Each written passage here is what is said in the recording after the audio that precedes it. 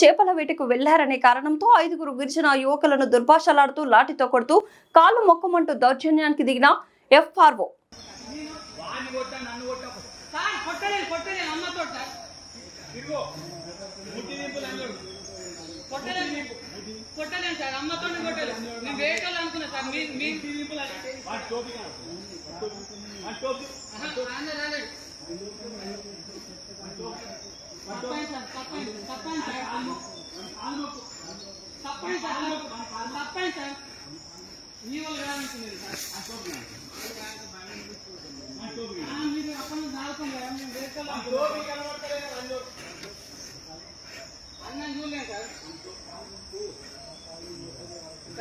కాలు మొక్క కొట్టకండి సార్, కాలు మొక్క సార్ కొట్టకండి.